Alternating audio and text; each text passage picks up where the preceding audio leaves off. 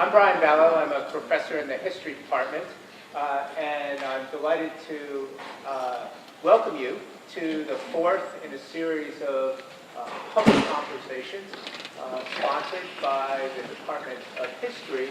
These were organized in response to the events of August 11th and 12th this summer, and they're intended to put what happened in Charlottesville in a bit of a historical context for everybody, and they're very much intended to be public discussions.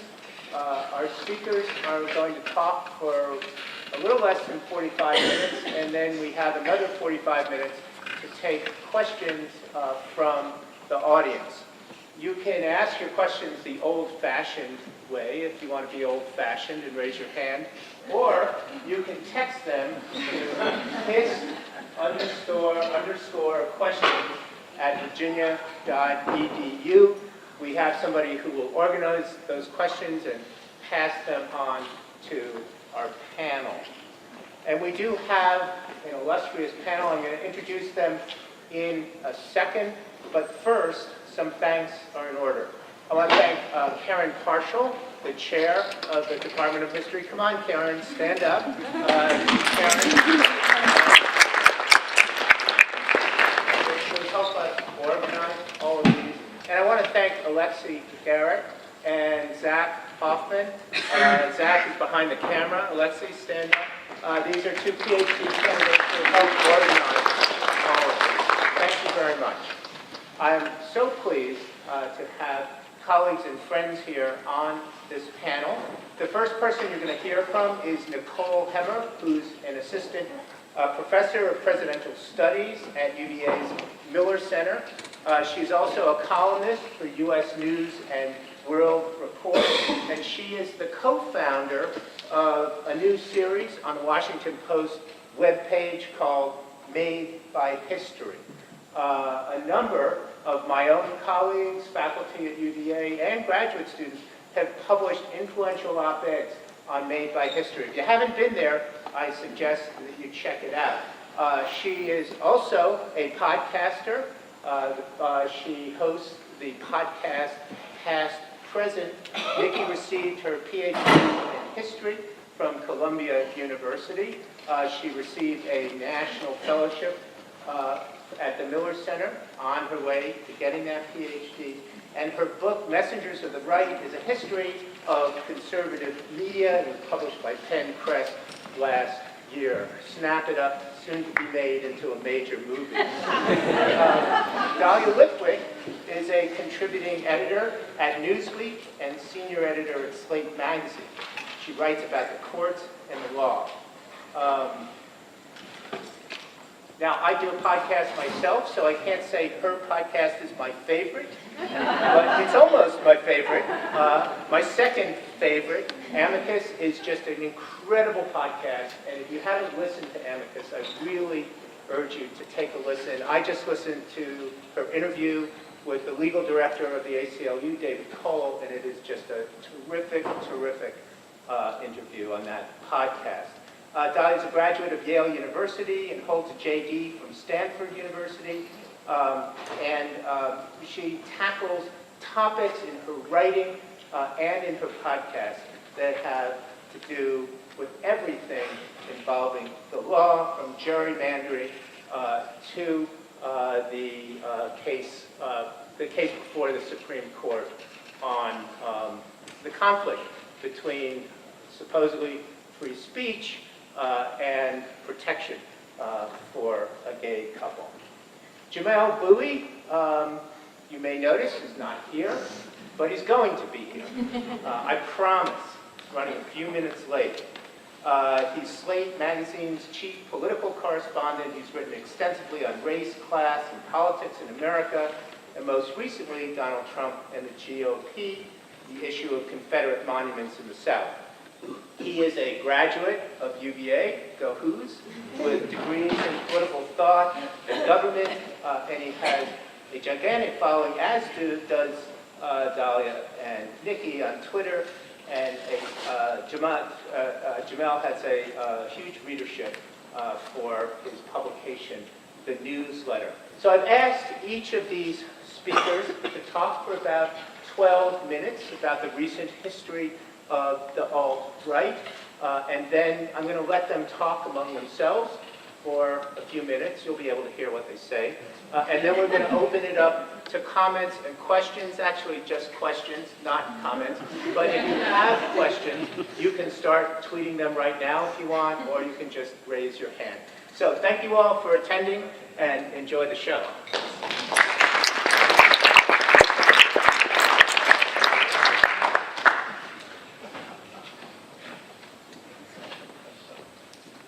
All right, well, thank you all for coming out tonight. Today I'm going to kick us off by talking about media and the alt-right. And I want to look both at the ways the alt-right has used media in order to grow its influence, but also the way that media have covered the alt-right over the past year or so. And in many ways, this is an origin story, because like many political projects, the alt-right gets its start not in organizations, not in institutions, but in media. They gathered mostly in online magazines and websites in the mid-2000s with the message that there needed to be an alternative to mainstream media. An alternative that was more rooted in white nationalism, in men's rights activism, and one that needed to be separate from establishment conservatives. So from the very start, there was this anti-establishment kind of quasi-populist nature to the alt-right. It's right there in the name, right? It's an alternative to the establishment. Now, the ideas that the alt-right embraced, white nationalism, patriarchy, are hardly new ideas in the mid-20aughts. In fact, white nationalism has been part of the United States as long as there's been a United States. And the alt-right itself is an outgrowth of something called paleoconservatism, which emerged in the 1980s and the 1990s, best represented by people like Sam Francis and Pat Buchanan, who I'll circle back to at the end. These were people who talked about white nationalism and patriarchy in the language of defending Western civilization, right? They were wanting to defend the West, and what was the West? It was white, it was largely Christian, and it was traditionally patriarchal. So the ideas aren't new, but their form and the people who come to personify the alt-right are. And they developed their presence and their language in particular media homes in the 20aughts and early 20-teens. Some of these were new outlets, places like Richard Spencer's AlternativeRight.com, Talkies Magazine, Talkies Mag. And then there were older sites that kind of get pulled into the alt-right media. Websites like VDare, which stands for Virginia Dare, who was supposed to be the first white person born in what would become the United States. So VDare kind of moves from strict white nationalism to claim the mantle of the alt-right.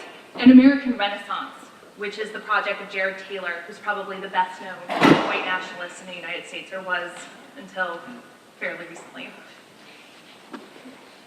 But lest I make it sound like the alt-right emerged as an intellectual project, let me hasten to add that its growth largely took place in somewhat less intellectual places, on a lot of message boards, really. I mean, where the alt-right grabbed all of its adherents, where it developed its language, was on message boards like 4chan, like Reddit.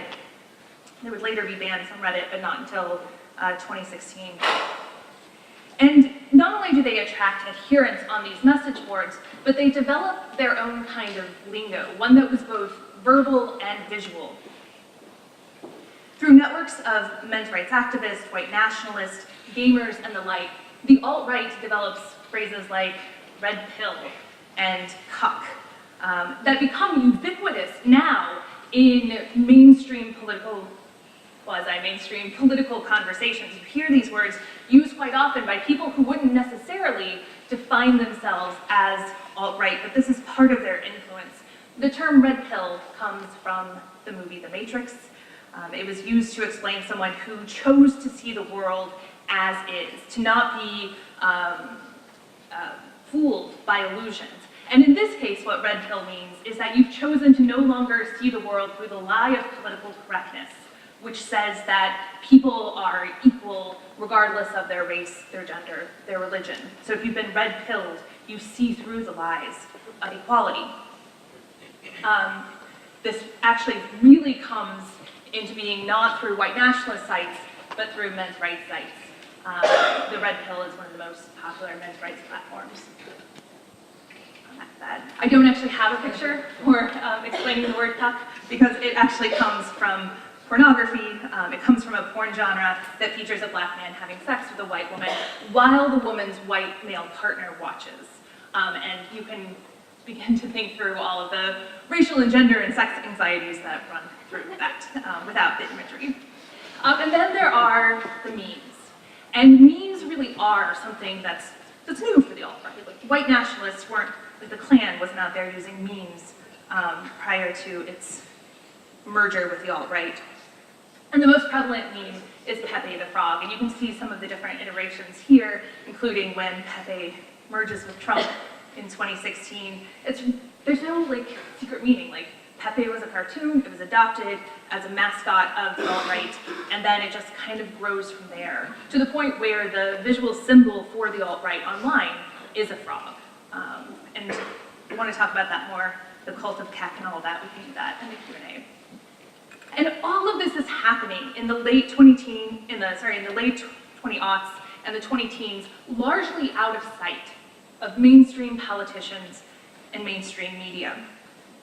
The big leap for the alt-right media came, as you all probably know, through Steve Bannon and Milo Yiannopoulos at Breitbart.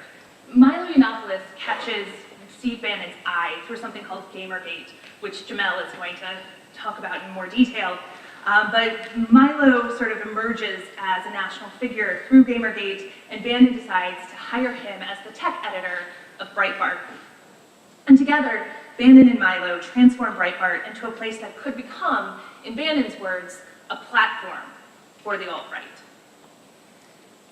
I wouldn't necessarily say that Breitbart is an alt-right site, although I think that that is arguable. But what is inarguable is that Breitbart is the place where the alt-right gained more of a following, more attention, and importantly, more legitimacy. Because Breitbart was considered a mainstream conservative site. And the fact that it was, if not championing, then at least calling attention to the alt-right was an important part of the development of the movement. And of course, Bannon would then serve as the link between the alt-right and the Trump administration as he becomes campaign manager and then part of the administration. But he wasn't the only part of the alt-right that becomes part of the administration. There's Seth Gorka, there's Stephen Miller. Miller is the only one who has survived the gauntlet of the Trump administration. But so there's still connections there. But Bannon was the main one in 2016. So those are their media. Their media strategy was something that was really honed during the 2016 election. The alt-right during the election targeted journalists primarily on Twitter, not just with Pepe the Frog memes, but with some pretty shocking imagery. You would get tweeted pictures from death camps. You would get tweeted pictures of lynchings, anti-Semitic images. And I call this a strategy because it was a way of getting journalists' attention. You can't be suddenly tweeted 30 swastikas a day and not think something has to be happening. You might not know what it is, but that level of vitriol, that kind of shocking imagery, it gets your attention. And I think that's how journalists first really became aware of the alt-right. Shocking racist language and images, anti-Semitic images, are all part of the alt-right strategy to draw media attention, but there's another strategy that kind of works on the other side, something that Dahlia is going to address more, which is the First Amendment and free speech. One thing that sets the alt-right apart from traditional white nationalists is the way that they frame their grievances as part of a free speech issue, arguing that political correctness, actually it's not just a cultural issue, but it has muzzled any sort of honest discussion about racial and gender differences. And this is a really important strategy because it provides a much more favorable and neutral ground for political debate. Are you for the First Amendment? Are you for free speech? Or are you against it? And it detracts attention away from the actual ideas that they're arguing about. The pro-white, anti-woman, anti-Islam, anti-Islamist, anti-Semitic politics at the heart of the alt-right. Just one quick example of how this works. there's Milo's Guide to the Alt-Right, which appeared on Breitbart, is Gab. So several prominent alt-right folks have at various times been suspended from Twitter. Milo Yiannopoulos has for harassment, Richard Spencer has, American Renaissance has, and out of all of this grew the alt-right's alt-Twitter, which was something called Gab. And Gab, even though what it is kind of a storehouse for white nationalists who want to write short, pithy, I think 300-character racist stuff, presents itself in a very different guise, right? The hashtag speak freely. This, for a long time, was the sign-up, sign-in page for Gab. And you can see there that they're making the argument that free speech doesn't actually exist in America anymore. It exists on paper, but it doesn't exist in fact. In fact, people are being censored and can't say what they want to say. I think that background is essential to understanding why those rallies that were planned following the violence in Charlottesville were called free speech rallies.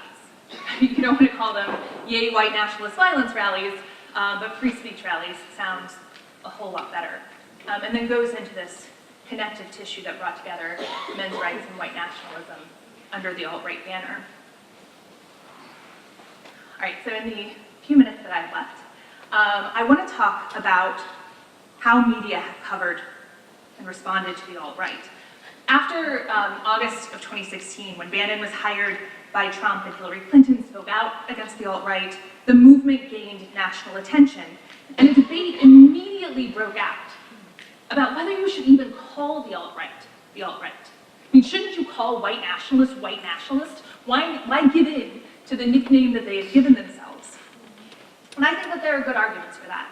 I mean, certainly, if you're going to drop the alt-right into a news article, especially back in 2016, you need to explain who they are and what they stand for. But I think just replacing alt-right with white nationalism has some problems. It disguises the deep origins within the men's rights movement that is part of the alt-right. It disguises the distinct history of the alt-right. It does have a distinct history with its own organizations, its own media, its own language. And more than that, journalism's job is to explain. If readers don't know that the alt-right is a white nationalist movement, then it's the journalist's job to explain that until they do know that, until you can use the alt-right in a more shorthand way. And that raises the question of how well journalists have done in explaining the alt-right. And on the whole, as this might suggest, I think it's a mixed record. I think there have been very good pieces written explaining and exploring the alt-right, including recent investigative journalism into Milo Yiannopoulos' networks. There has also been some egregious whitewashing in the paper of record. What the alt-right really means was an op-ed that ran in the New York Times that, I told you what cuck means. Here it was presented as ornithological in meaning, and then there was this whole digression into how birds cuckold one another. It's just, anyway. There were a lot of pieces like that ran in important newspapers, profiles that seemed more interested in what Richard Spencer wore and what he ate and how he styled his hair than the fact that he was refashioning neo-Nazism, the dapper white nationalist. And I point that out because I think coverage of the alt-right reflects the movement's ability to exploit some big weaknesses in modern journalism, particularly the tendency toward false balance. To the extent that the alt-right was able to present itself as the other half of the right-left equation in America, they were successful in exploiting that weakness. And I would add to that, perhaps more provocatively, that I think that there is a higher journalistic tolerance for white nationalism and white supremacy and the people involved in those movements than we normally talk about. I mentioned Pat Buchanan at the top, who has been a mouthpiece for these ideas of a white Western civilization, who said any number of racist and anti-Semitic things. And even after doing all of that, where does he appear in the American media landscape? As one of the founding panelists of PBS McLain Group, as one of the founding members of CNN's Crossfire, spending a decade until 2012 on MSNBC, the supposedly left-leaning network. Recently, we saw emails showing prominent journalists at places like New York Magazine and BuzzFeed flipping stories mocking feminism to Milo, or making friends with Richard Spencer and Ann Coulter.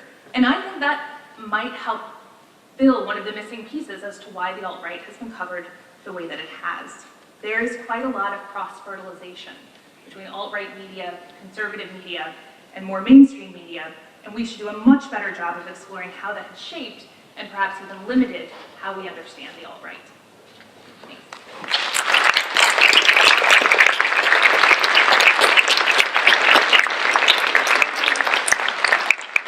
That was really terrific. I forgot to make a very important announcement, but it worked out really well now that we have your full attention after Nikki's talk. The renowned historian Nancy McLain, who's a finalist for the National Book Award, will be giving a lecture here at the University of Virginia titled "The Virginia Roots of Today's Radical Right and the Crisis of American Democracy." I think that will fit very nicely with today's programming if you want to hear this. It's tomorrow, Thursday, October 12th, 7 p.m. in 108 Clark Hall. It's a talk co-sponsored by the History Department, the Carter G. Woodson Institute, American Studies Program, and the Power, Violence, and Inequality Collective. So if you like what you see here, I urge you to continue listening and continue the conversation tomorrow in Clark Hall. Dahlia?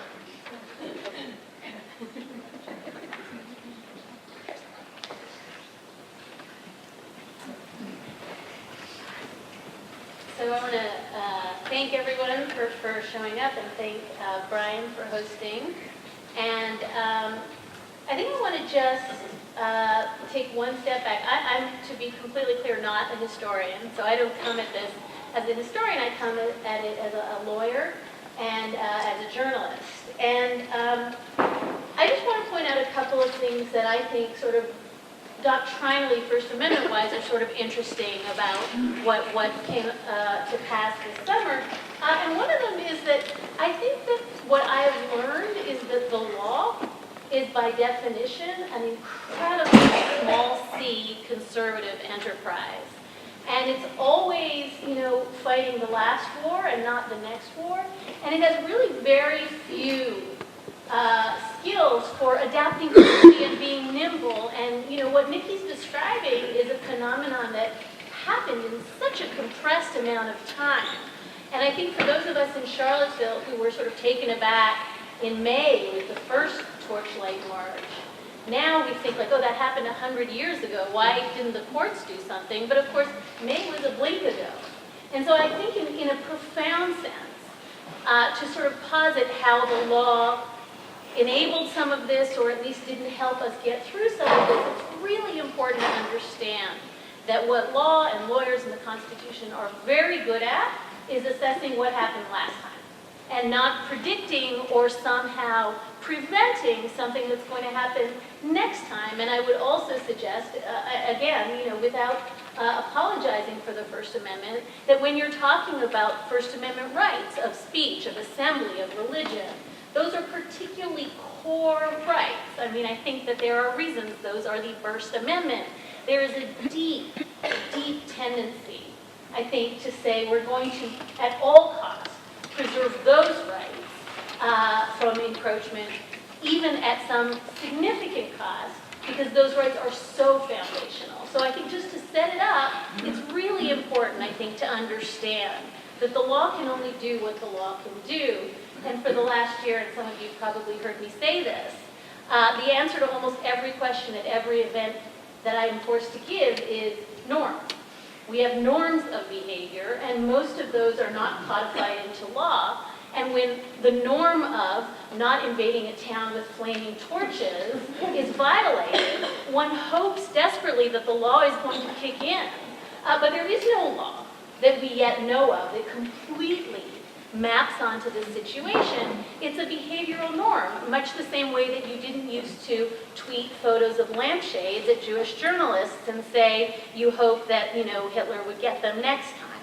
So I think as norms collapse, one hopes desperately that the law and the Constitution will rush in, but there are limits to the extent that that can really help. So that's my sort of precatory note about what I learned myself in the past few weeks and months. The other thing I just want to point out is that however you feel about the monuments, and that's its own debate that I actually think has almost nothing to do with what's happening with the alt-right. And it's become, I think, a proxy war for a bunch of issues that the alt-right cares a lot about that have almost nothing to do with the monuments themselves. But I do think that one thing that's worth reflecting on is the extent to which the decision to take the monuments down reflected a tremendous amount of process. Nobody can say that the city council didn't use an enormous, some might say excessive, amount of process and transparency to try to make a decision about the monument. And I think that, again, one of the things that disserves us in the climate that Mickey's describing is that long, drawn-out legal and governmental processes get compressed in a tweet into Charlottesville willy-nilly yanks down its monuments. And so I think, in some sense, this is a story of the success of processes. At the very least, we had a process, unlike a lot of cities that literally did yank their monuments down. We tried to have an open process in this town, and all that, I think, is not served by the discussion that is happening around the alt-right. So I think that just to be as quick as I can about what I think are the twin First Amendment problems, one I think is that we have a media problem. This is not an alt-right problem. This is a problem of the press, by which I simply mean that if you talk to the Anti-Defamation League about how they handled Skokie in the 1970s, what they say, and this has been their long-stated policy, is you lock your doors, you go into the basement. If it's the 70s, you probably have a rumpus room. You can play pinball or whatever you played in your basement in the 70s. The Nazis will march by, and the story's over. They got no attention. And that really has been the framing of how to handle these kind of controversial speakers. Is just ignore them, and they will go away. And I think that right up until August 11th, we were having, at least I was having, a daily conversation in this town about whether you should ignore Richard Spencer or show up in the streets and put your skin in the game and fight him. And I do think that that debate, by the way, is at the forefront of what the ADL and groups like the ADL are going to have to confront post-August 11th. Because it turns out that you can't ignore someone in a media climate where as long as you have a phone and the ability to film yourself, as we learned from the very first Tiki Torch March, you will not only be on the front page of the New York Times, you will be there for a week. It will be 5 straight days of wall-to-wall coverage, and that has nothing to do with decisions that are being made by local media or even by anyone here who decides to stay home. If you are Richard Spencer and you have one of these, you have done an end run around the entire ADL strategy of just ignore them and hope they go away. So the last thing I want to say, just substantively on the First Amendment problem, is that it seems to me that all of the First Amendment law that has been derived largely from cases that came about in the 1920s and 30s does not in any way tell us how to handle a situation like this. And so we have cases, for instance, about incitement, right? That's a exception to the First Amendment. We have cases about true threats. We have cases about actual cross burnings, on lawns. We do not have a lot of case law that tells us how to handle the kind of situation we've seen here in town as recently as last Saturday. And as Nikki said, this was so clearly framed as First Amendment protected speech activity that you had to look at it, I think, as a court through a First Amendment lens. And again, whatever you may think about the judicial decision to allow the march to go ahead in Emancipation Park on August 12th, through a straight-on First Amendment Skokie lens, that was not the wrong decision. Because when the parties in that case said, we want the KKK and the alt-right moved to another location, and we want to keep the other protesters here, that was a content-based, viewpoint-based decision. And that is the totality of what the judge ruled. when he granted the injunction and said that the march is going to happen there. Now here's where it breaks down. Boom, boom. As soon as you have a gun, it's not purely a speech problem anymore. And Skokie was not a guns case, and Brandenburg versus Ohio was not a guns case, and Black, the cross-burning case, was not a guns case. So the question for the courts then becomes, how does the fact that people are brandishing semi-automatic weapons inflect on pure First Amendment doctrine? And the judge did not take that into account. There's a factual dispute about how much that was brought into the case at that point. But to the extent that the judge didn't take into account that once you are doing First Amendment protected activity with an AR or something, you're probably not just speaking anymore. You are in fact frightening people and terrorizing the other side from speaking at all. So I think the principal takeaway I had, just looking at this as a doctrinal constitutional matter, was that you cannot analyze people parading through towns with guns as a Skokie problem. It's not a problem of free speech anymore. It's a problem of much, much larger proportion. And trust me when I tell you that Second Amendment doctrine is not helping right now. In 2008, when the U.S. Supreme Court decided the Heller case, 2 years later, they decided the Chicago case that granted the Second Amendment rights in Heller to the states. The court has never taken another gun case. We have no idea at this moment the scope of the Second Amendment right that is protected by Heller. And what that means is that we have perfectly conflated Second Amendment and First Amendment rights.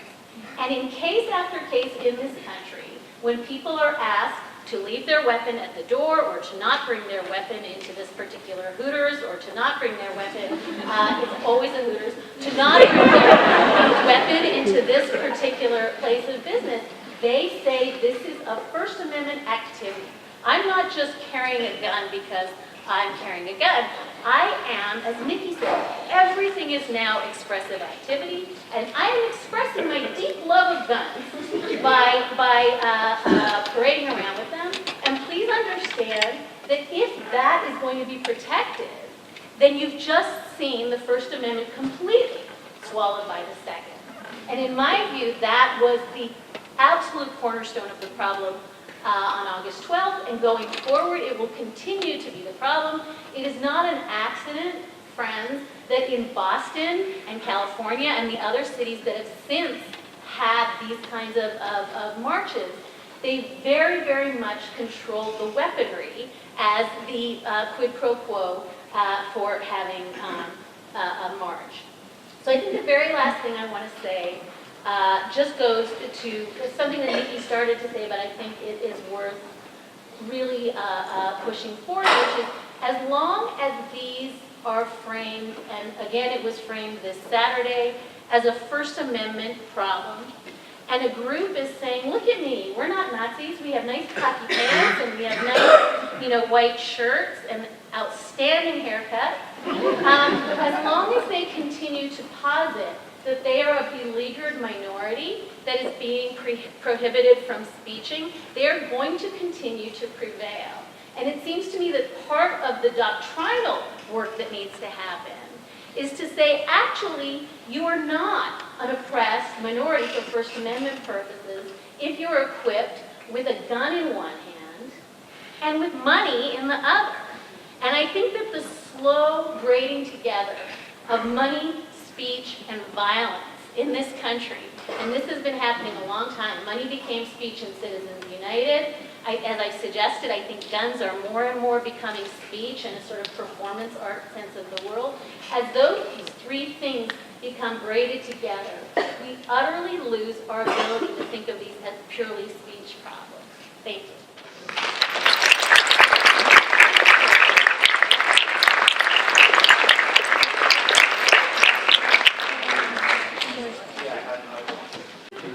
Okay, the subtitle is obscured by that horrible photo. But I think the title gets you somewhere to where I'm trying to go. Brand new look, same racist taste, understanding the alt-right. Nikki kind of talked about some of the differences between the alt-right and sort of like past white supremacist movements. But I'm really interested in the similarities between them, because I think there's a degree to which we overstate the differences sometimes in an effort to kind of get at the novelty of it. But there's a lot about the alt-right that isn't particularly novel. And before I go, this right here, if you don't know what it is, it's Pepe the Frog, who was formerly just an innocent cartoon frog, now is a mascot of a bunch of white nationalists, such as Life. And he has a Donald Trump toupee because last year during the election, alt-right meme makers in forums like 4chan and Reddit ended up combining Trump and Pepe into sort of a unified meme. So these are all the different permutations of okay, so there's a case, I think, a visual case for kind of wanting to emphasize the differences. One of those is that alt-right guys don't look like this, and this tends to be our traditional image of what racists look like. You got the communists not open in Virginia. One of those signs has a racial slur on it. These guys had a few misspelled signs, sort of like your classic image of an ignorant racist. If not these guys, then these are our other image of racists, young racists at least. They're not particularly well dressed, but they're muscular, they look kind of virile, they're really emphasizing the whole Aryan thing. And if you're especially woke, right, then this is our other image of racism.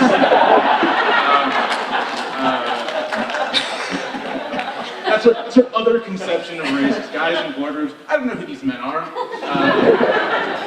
but I wanted to get the laugh. So, that's our typical conception. We don't normally think of racists or white nationalists specifically as looking like these guys.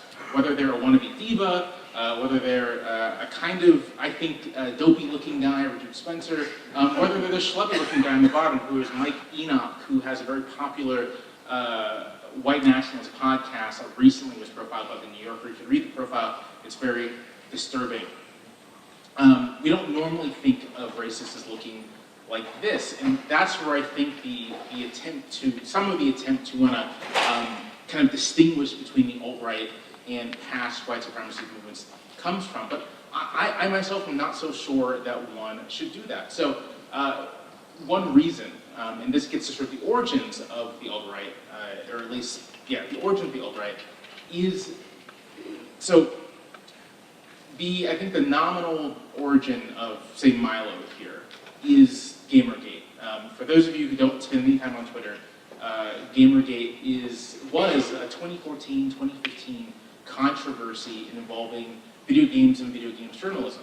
And specifically, there is a charge that female game developers and female game journalists were basically corrupting the entire video game process. They were bringing in anti-racism, social justice stuff, SJW rhetoric. They were trying to turn gaming away from its traditional roots as a very kind of masculine pastime.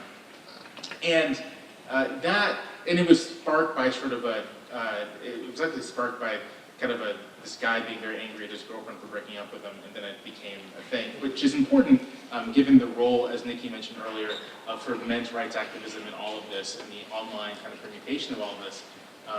But that's, Gamergate becomes this sort of proto alt-right formation where you have a lot of young, largely white men swarming journalists, swarming game journalists, specifically female game journalists, attacking them, saying them ugly memes, racist memes, sexist memes, and then kind of generating a ton of online activity using places like Twitter and eventually places like Breitbart, which is how Milo comes in.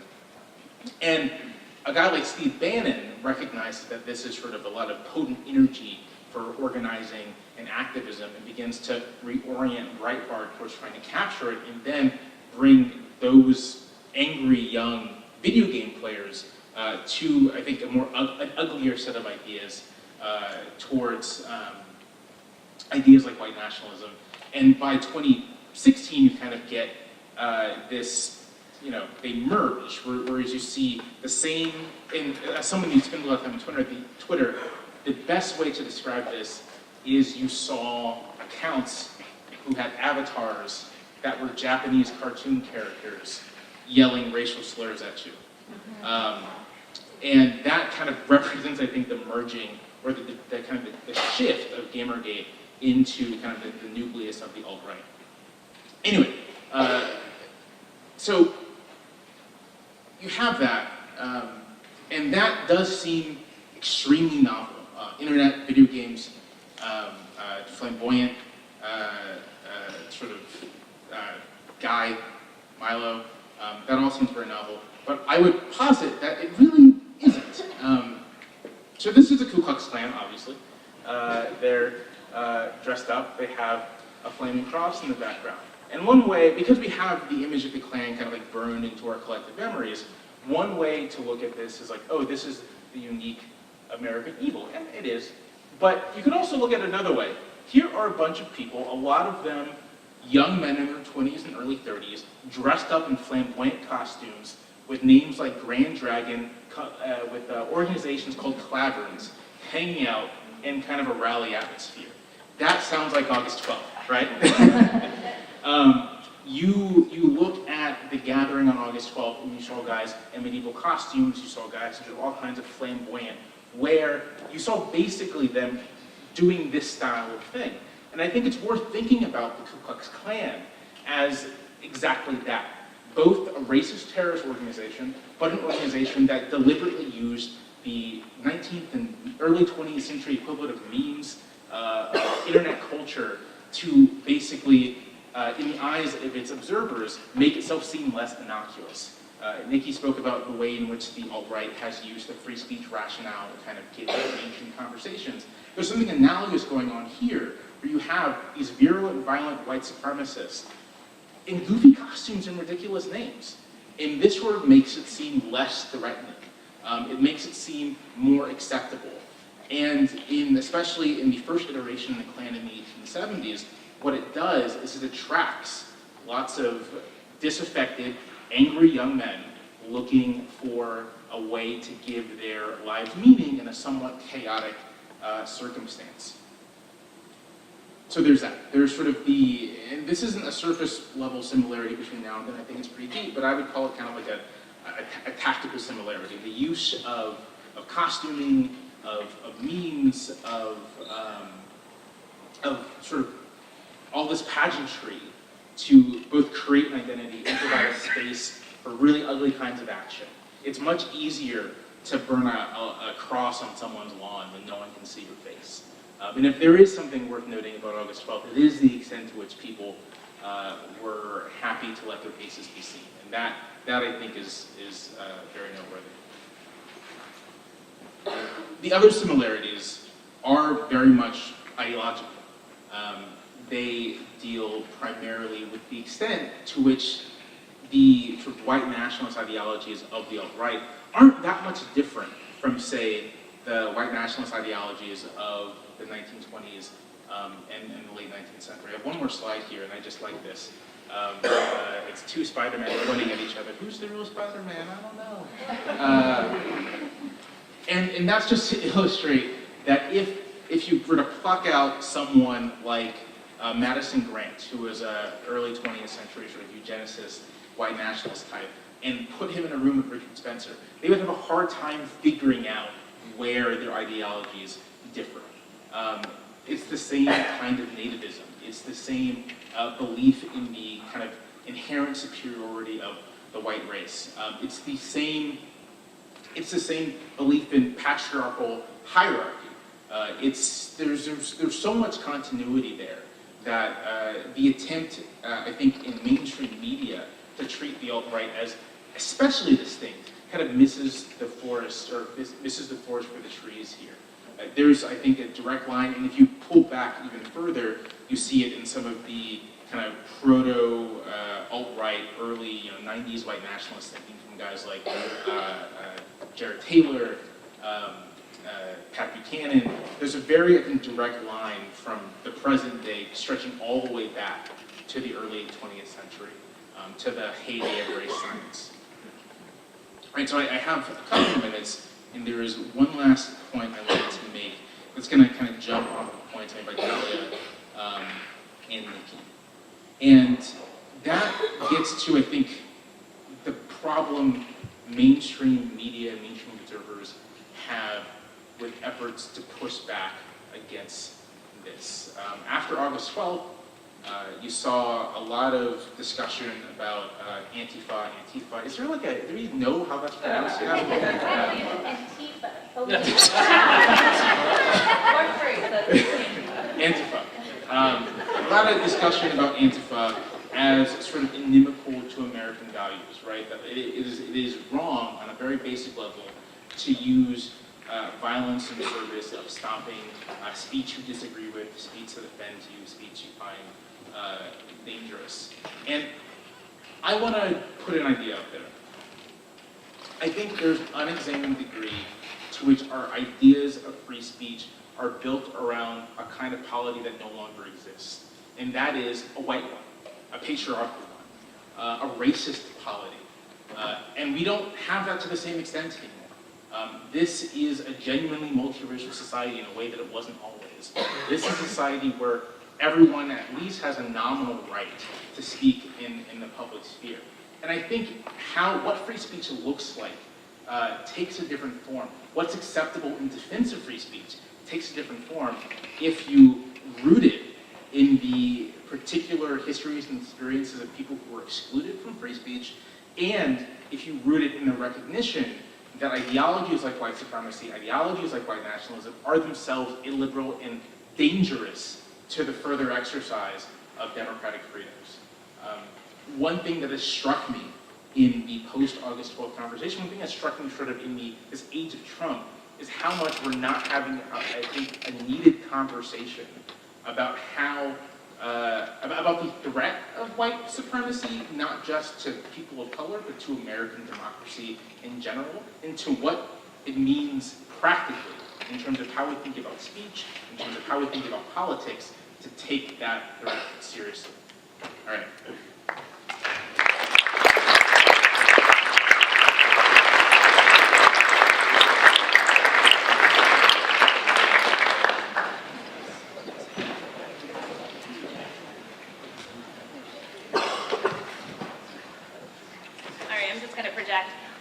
So Brian Ballo has asked us to talk amongst ourselves for a few minutes and then open it up to questions. I'll just make one observation, which is it's interesting how much of our conversation has been really media criticism, given that all three of us work within journalism in some way or another. That journalists, I think, tonight have come in really hard for, I think, some well-deserved criticism.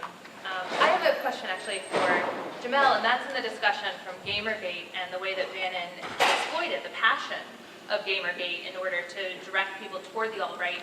I'm curious whether that suggests, or what you think about the white nationalism of people who are drawn into it by something like Gamergate. Is it to say that their white nationalism is lightly held, or that you only needed to scratch the surface a little bit to bring it out?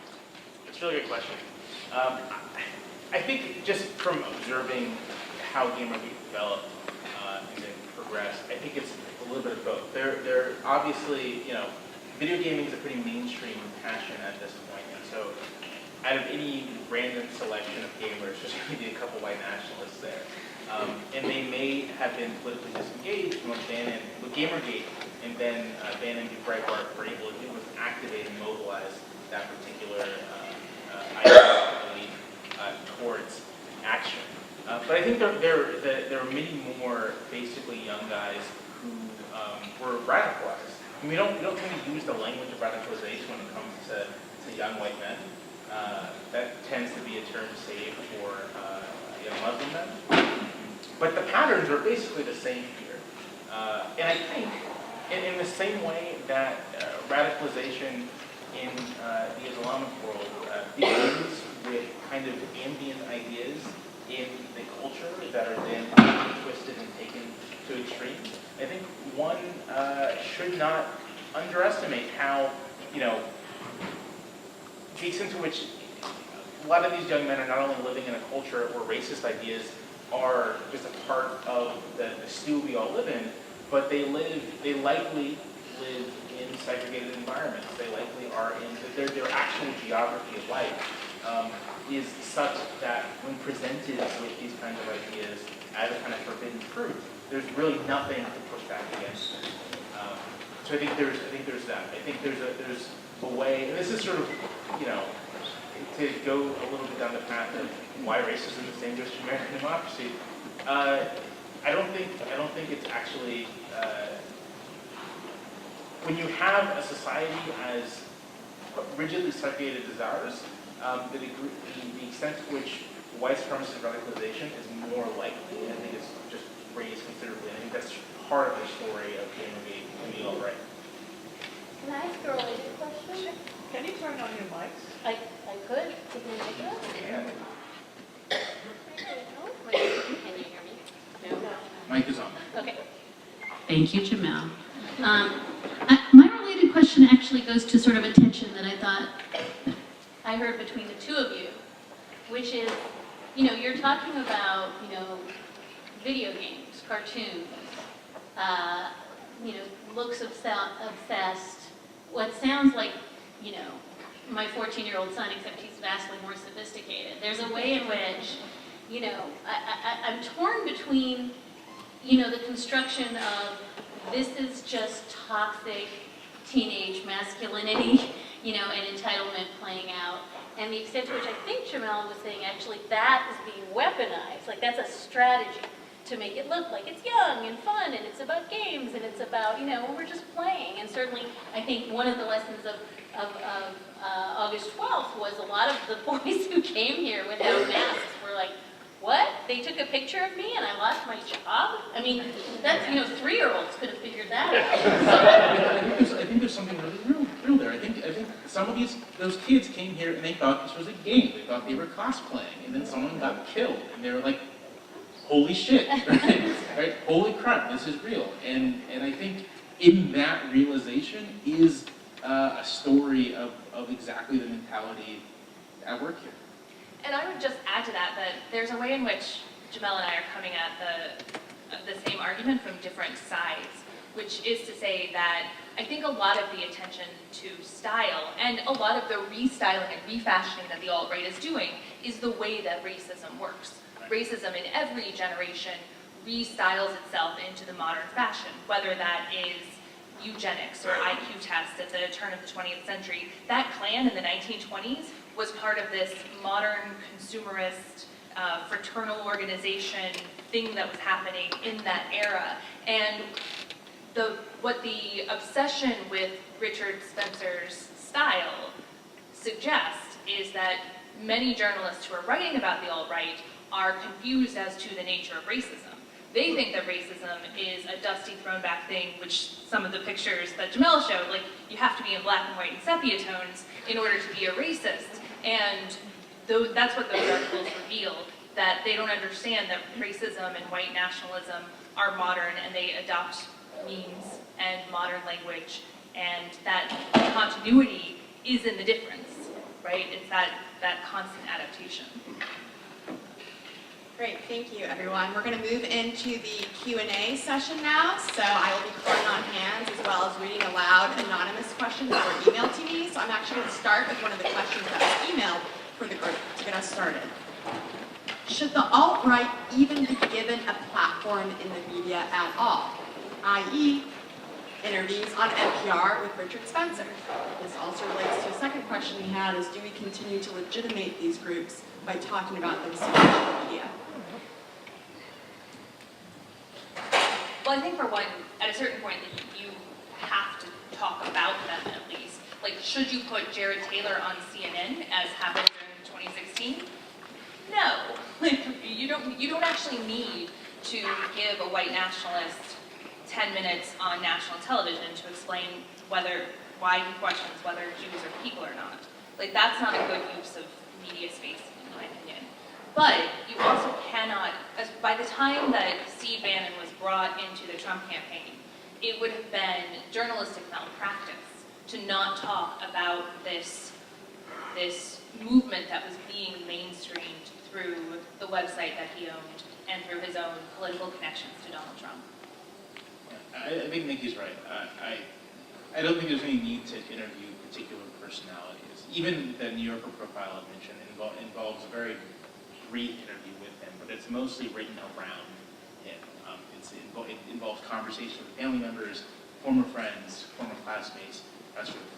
I do not think it is necessary to give endless space to Richard Spencer, or to give endless space to any of these guys. But it is very vital that we understand this phenomenon, and that, I think, requires just better literacy among journalists about what racism is and about this country's history. I think so much of I'll say this. If you read how journalists of color have covered the alt-right, it is noticeably different than how white journalists have covered the alt-right, and I don't think that's an accident. I would just add, I'm less sanguine than my colleagues. I think it's lose-lose. I think you engage at your peril and you ignore at your peril. And I was the one who, a year and a half ago said, I'm not writing about Donald Trump anymore because, let's deprive him of oxygen. This is not a meaningful nominee, and he sure showed me, because now he's president and I'm not. I think that it goes a little bit to what I was saying before about you can show up or you cannot show up, you can oppose or you cannot oppose. I think that one of the things we haven't touched on, but should, is the extent to which we have two media. We have, two media that don't engage with one another, and the sort of crossfire notion that there will come from this, deep engagement on ideas, some truth winnowed out that everyone will agree upon is just completely fatuous. And what you will have is if you put Richard Spencer on your show, he will then push out via Breitbart, like, watch Richard Spencer crush Megyn Kelly, he's won. And on the other side, all the liberal sites will say, like, oh, Megyn really got... So I think to the extent that the model was, and this again goes to how I think we just have very, very old-fashioned models for what we think journalism is achieving. But I think the sort of he says, she says, and the truth will out is long corroded. I will just to kind of pop in and maybe amend or nuance what I was saying earlier. I do think it's quite striking that we have all of these profiles of people in the alt-right, their websites, their various media and technological endeavors, and then you have something like the Antifa, and the way that they've been treated journalistically has not been to go on this long journey of exploration, but has been to sort of categorize them as violent, anonymous, amorphous, and then not to look at them again. And I think that there's something worth thinking about why there is such a big difference between the coverage of those groups. Sure, sir. This dovetails nicely with the first question. NBC 29 announced this afternoon they're going to be running an exclusive interview with Richard Spencer tonight on local news. This on the same day that our local schools went into lockdown in response to an unspecified online threat. So I think our schools reacted responsibly to a threat, and our local media is inviting the threat in and pointing a camera at them. 95% of the responses on Twitter are boycott NBC 29, boycott their advertisers. 5% is liberals can't stand free speech. I'm a liberal and I have that same conflict. 95% of me is get this guy off the air. 5% of me is, God damn it, we do have free speech and we do need to hear other sides. So you talked about how journalists might respond. How does a community respond to a local TV station that is putting these guys back on the air?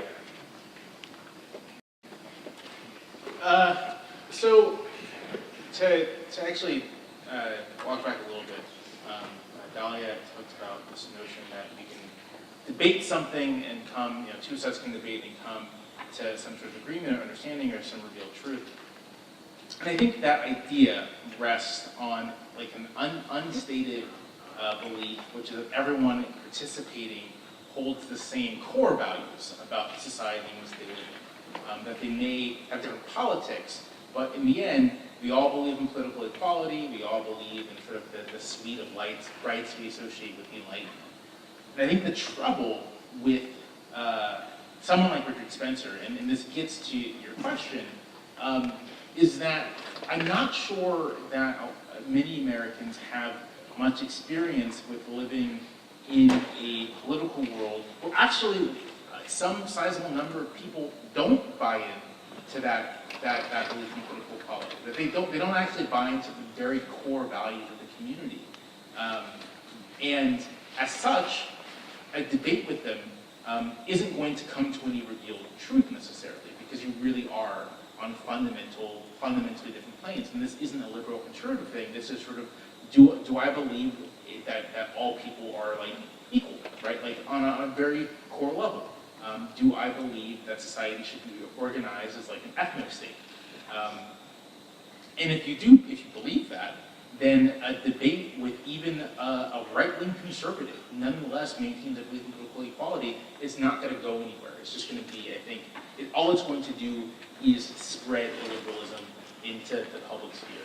So that is to say that for this Spencer interview, for this NBC 29 event, my inclination would be, to like not tune in and to boycott. Because I mean, there is no debate happening here. There is no. This isn't a case of other views needing to be expressed. This is a case of someone whose stated beliefs are he wants the United States to be a white ethno-state that somehow peacefully removes all non-whites from the country. And I guess if you want to debate that, you can, but it shouldn't be in a publicly broadcasted forum. Debate that in your basement with your friends. I would just add to Jamelle's really nice point that I think that so much of journalism, or what we call journalism, is just performance. And this I don't know what's going on with me. It's my floppy color, I'm sorry. So much of what purports to be journalism is performance. And this is just an example, one of myriad examples of this will just be performing. And that's, I think, what Jamelle is saying. At some point before the election, I asked a colleague at Politico why Trump was on the cover every single day. I mean, why he got such disproportionate coverage long before he was a front runner. And the answer was because our readership spikes tenfold. Just his presence in the headline. His presence in the headline jacks up their product being sold. And so I think undergirding, the problem that Sean is describing, that Jamelle is describing, is that if journalism is being done for profit, and what drives what we cover is what gets people's blood boiling, then, by definition, we are going to cover, Richard Spencer and not, the meeting of the city council about, putting a crosswalk in. And so I think just we have constructed a journalism that is, shock-based, umbrage-based. It is the best possible thing you can do is Richard Spencer, with just like a brief break for, international news. And that's where we are now, unfortunately. It's being driven by readers who want to consume that. Whether they want to consume it because they agree or disagree is almost immaterial, because it's a performance that is so much better than going to New York and seeing Cats. Like it is. So I have a question that takes us away from the media and the impossibility to debate. So my question is actually about the space at a university with regard to these ideas.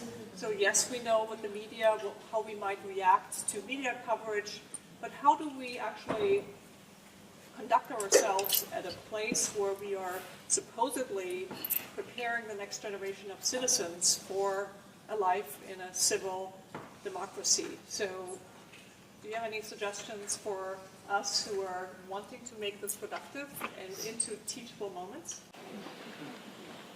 So the question was, we've talked about what to do about media, but what do you do if you're in a campus environment where you have an educative purpose, and how do you handle all of this? And I actually think that this is one of the most interesting and pressing questions, and I wish that I had a great answer for it, but I think everything that Jamelle has just said about debate holds true on university campuses as well. To what extent do you debate, not to what extent do you teach students about illiberal ideas? Obviously, I mean, there are courses on fascism, there are courses on Jim Crow, like these things are working with what we teach, but to what extent do you allow there to be a debate about the fundamental humanity of a person? Universities have to spend some time thinking about what it is they actually stand for, and that's difficult given economic and political pressures that they face. We've seen this, I think, most recently at Harvard. We're sending in, like, universities don't want that conflict. They don't want to be known as the place where free speech is shut down, and that, I think, shows the power of this framework of free speech, because I think it has allowed, people like Jared Taylor and people like Richard Spencer and people like Charles Murray to speak freely and readily on college campuses, and I don't think universities know what to do, and I don't have a good answer for that. I think if it were easy to answer, there would be easier, we'd have less of a debate about it. I think it's an incredibly thorny issue. I mean, I will say I'm a First Amendment absolutist in terms of college campuses. I really do believe that, people need to speak, and that some of the problem is that I think the notion of, safe spaces and whatever has come back, and been so toxically appropriated by the Richard Spencers. And I do feel strongly that universities need to be places that tough conversations can be had, and that we can't, see them as places where we have to shield our children from ever hearing anything they don't want to hear. So in that sense, I think campuses are very special places. I do agree again with Jamelle that doesn't mean that horrible, pernicious, and violent ideas, should bloom free at campus. But I do deeply believe that if you accept the premise that, speech is about a marketplace of ideas, I think trying to control the marketplace on campus is really dangerous. That said, Berkeley just spent, $600,000 so that Ben Shapiro could speak on campuses. And these are folks who are being brought. Some of the really controversial speakers are being brought, not by student groups. This is not, the young, alt-rightists bringing them. These are deeply funded and financed, private groups that are trying to seed these kinds of conversations on campus. And so I think part of, again, maybe it goes back to, we keep talking about how juvenile this is. There's a way in which when grown-ups are paying a lot of money in order to pretend that this is a, grassroots campus movement inviting somebody to speak, but in fact, deeply moneyed political interests are really bringing them. I think sort of smoking that out is a huge part of the solution. If it has nothing to do with students and campus, query why it's being held at UC Berkeley. And just a quick comment, not to offer an answer or anything, but just I think provide some additional context for why I think that it's not really okay to debate these intensely illiberal ideas.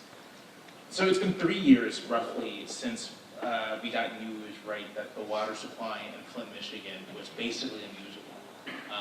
That parents, children, everyone in that town was being slowly poisoned by their water. It's been 3 years since we learned that. It's just about 4. 3 years. And the water's still poisoned. The water's still bad. Does anyone in this room believe that would be the case if it were Charlottesville, Virginia? Right? Does anyone in this room believe that would be the case if this were some wealthy Connecticut neighborhood?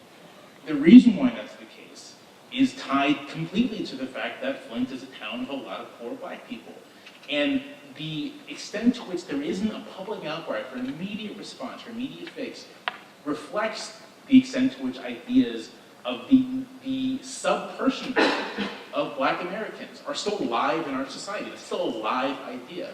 And so to think that we can debate it on a college campus as if it has no real consequences, I think is wrong. That you debate, you have someone like Charles Murray out there debating whether or not Black people are as smart as white people, and maybe someone's convinced that they aren't.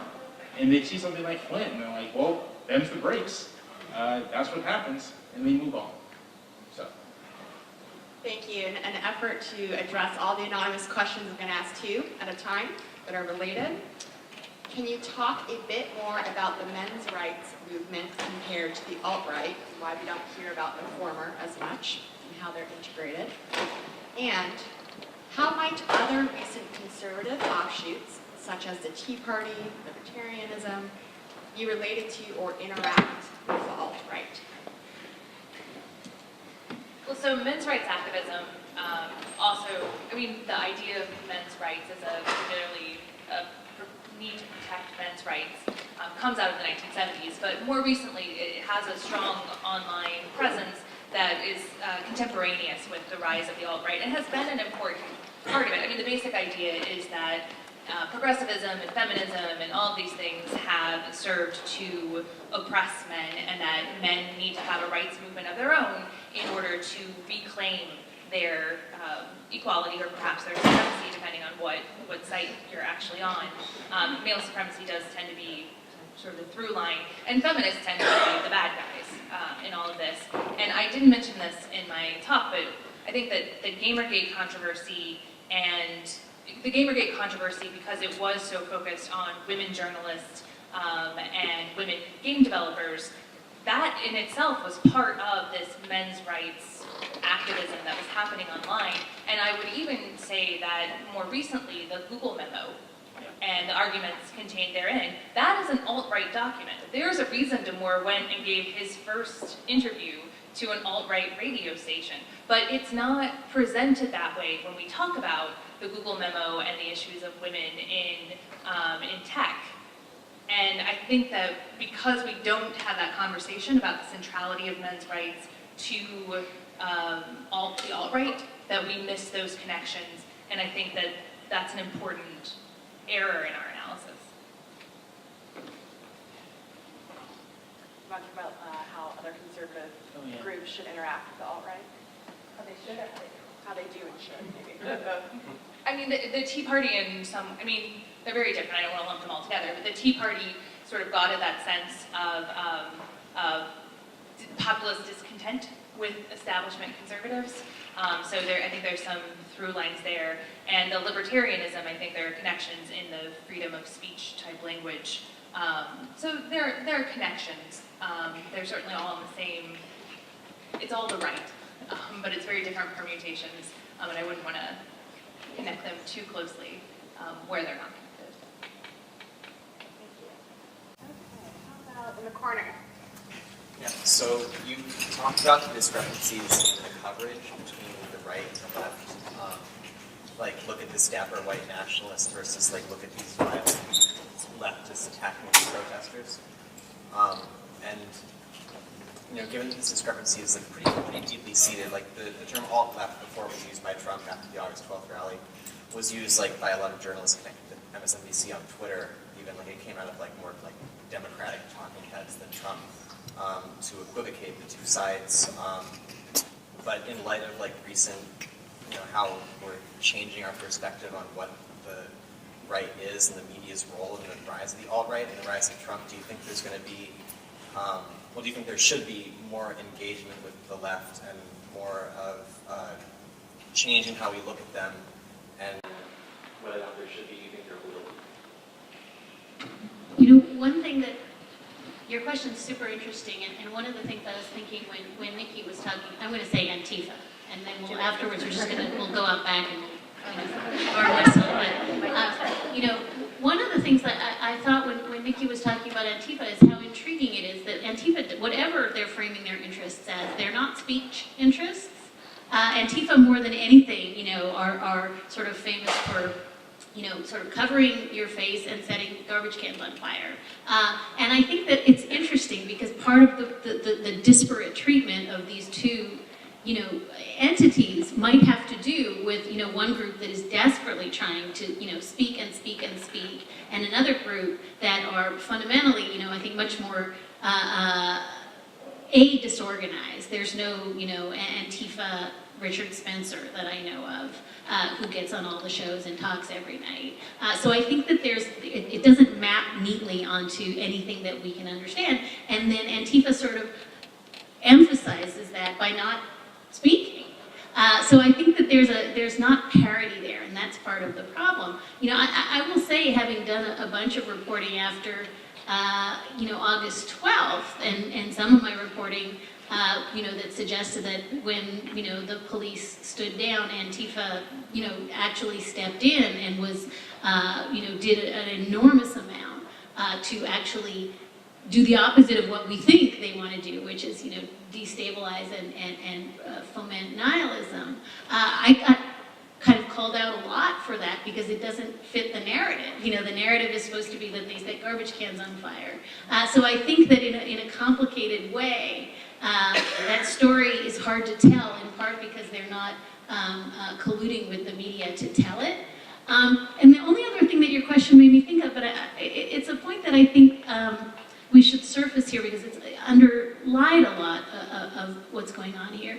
If you accept, and I do accept, that the end game for the alt-right is to utterly destabilize trust in institutions, and I think that is. I mean, that's Steve Bannon, right? We're going to blow everything up. We're going to, what we want is crisis. I think that is, again, if you're a toddler, crisis is where you live.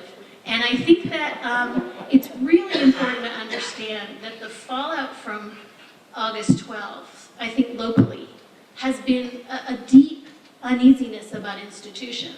About the role of the court, the role of the police, the role of city government, the role of the press. And so in a deep way, I think it's really important to see this as the Escher staircase it is. It will continue the more we lose trust in those institutions as a function of the media, as a function of how government handles these crises, the more what's going to rush in to fill that space is going to be fundamentally, nihilist and disruptive. Yeah, I would say that one of the interesting things that I've noticed lately as somebody who studies right-wing media is that there is a much broader left liberal suspicion of media and a much more openly discussed suspicion of quote-unquote mainstream media than there was even, I think, 5 years ago. And that's been pretty interesting to watch.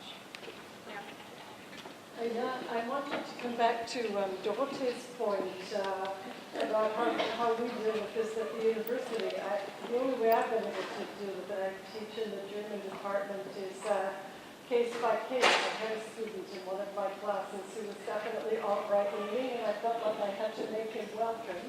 But at the same time, especially this year, when President Sullivan has come out against what President Trump has done, especially with DACA, and I've always passed these messages on to the students and told them, because these are people, these are not abstract. These are people who are in our classes, people of color, immigrants, maybe some of my, I don't know if my students are in DACA, but I guess one thing that I thought of that sometimes works, and it's undermined by distrusted institutions, is something we're supposed to be peddling knowledge, and all this about this whole debate about race and the Murray book. I thought that the science behind racism was proven long ago not to be science, to be bad science, to be pseudoscience. That race itself is a suspect idea anyway, because they can't find anything in modern genetics that differentiates, say, an African brain from a white brain from another kind of brain. And I was just thinking that, we can allow these people to speak here, but then we can say, this is what I understand about science, this is what I understand about art, this is what I understand about literature. So perhaps the question is, what kind of pedagogies can we employ in the classroom or beyond, maybe in public, you are public intellectuals, so what kind of pedagogy lessons can you create in response to all of this? I think that's a difficult question to answer on the fly, but I do think that it does draw attention. I mean, mentioning Murray, mentioning the project at the university, one thing we haven't talked about is fake news. Something like with the pseudoscience of Richard Spencer. I mean, we need to teach people how to tell real things from false things. And then also the liberal arts education that allows you to understand the flaws in something like Murray's so-called science, but to also understand that people who are motivated to believe something will latch on to those things. And there's, I mean, we still haven't continued to push back and point out where things aren't true, but we also need to understand why people choose to believe things that are demonstrably false.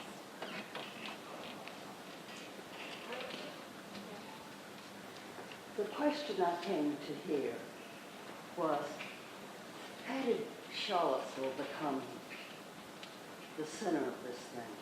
Well, weren't there a lot of other towns that were having all these problems? Couldn't be just, well, it could be, but maybe not. I just wondered how we got to the center. Yeah, I think there are a couple of reasons for that. One that's sort of under-discussed, but I think it's probably the case, is that Richard Spencer went to UVA.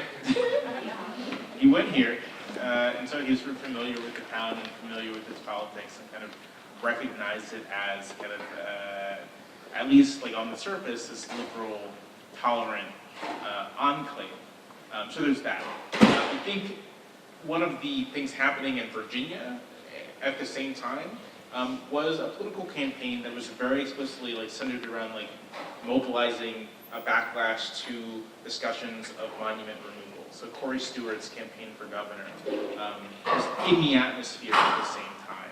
So you have Spencer being media savvy and seeing like kind of a good location for that, given sort of the politics in the state. And then, yeah, I kind of, there's Jason Kessler features in this somehow as just being entrepreneurial about trying to bring folks into this. But I really think I'm not sure if it's anything intrinsic to Charlottesville as much as a bunch of circumstantial stuff that kind of intersected at just the right time. It's like the perfect storm. Right. Yeah. Although there are features of Charlottesville that I think make it more likely. The fact that it's in the near south, so it has Confederate monuments, but perhaps aren't as attached as Alabama's. That it is a town that has a lot of racial problems. That it's a segregated town. That it has a white progressive class that is often more performative about its progressivism. And that it's in the middle of a community in which there are plenty of white racists and white nationalists in the surrounding area and in Charlottesville itself. And Jason Kessler and Richard Spencer are one example of that. And I think Kessler's entrepreneurship is a big part of that too. So I think that there are some features of Charlottesville that help feed into it, but it could have happened elsewhere. It didn't. And now it is the place they come back to again and again. Yeah. Sort of a practical question. Are there any estimates of the adherence to the alt-right? My impression is that this room outnumbers both of these demonstrations in Charlottesville. And we're really spending an awful lot of time and energy and pain and sorrow on an infinitesimal slice of this country. Look, it's probably a small group. There's a new book out by a historian, a political scientist named George Hawley that does kind of the demographic research that you're interested in. But I don't think we should confuse the small size of the alt-right with their ability to leverage political power. And that's what makes the role of Steve Bannon so important here as a conduit for the alt-right. Because there may not be a ton of them. There may only be several thousand people who proclaim to be part of the alt-right, but they have considerable political and cultural power now. And I would just, maybe to make that point more emphatically, I think normalizing the alt-right, that Trump is not alt-right, but he's kind of alt-right adjacent. Bannon is alt-right curious.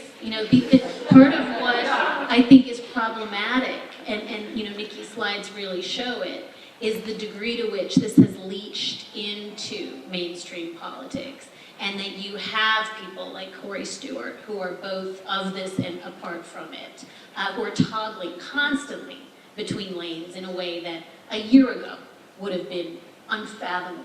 And so I don't think the question is, numerically, how many people, are going to march under the banner of the alt-right, but how much the rest of us have come to normalize, maybe this is just, a part of America now, maybe this is in the discourse, and how much of a vast bulge of people in the middle who don't quite know what they think, but they think Antifa's just as bad, are going to start to normalize the idea that maybe this is just a thing that is as legitimate as the other. I think that's the operative question, and I think the trend lines in that sense are quite troubling. One more question? Hopefully we make it short. Okay, you seem really eager. Make it short. Since you started touching on this, so I listened to a fair amount of media on both sides of the aisle, and I noticed, just listening to that there really wasn't much talk at all of the alt-right up until this summer. Maybe Milo would pop up here or there sometimes, but once that happened in August, I noticed specifically Rush Limbaugh and a handful of others being very even sometimes hypocritically going after them. But the message that I was really getting was, these are not us. Don't identify with these people. Don't make the mistake of confusing them with conservatives. And listening to it in a straight sense it might be sophistry. It might not quite make sense, but the message was pretty clear. Don't mix these groups together. What sort of role do you think? Is that the role that regular conservative media should have in this sort of thing? I know they'll probably label all of y'all left-wing media because if you're not conservative media, you're by definition left-wing media, according to them. But what do they do? I mean, I think that's where people started to fall after August 12th. It was deeply opportunistic, right? That they had to distance themselves from the alt-right at that point because somebody died in a really violent rally. And so I think that's where that separation comes from.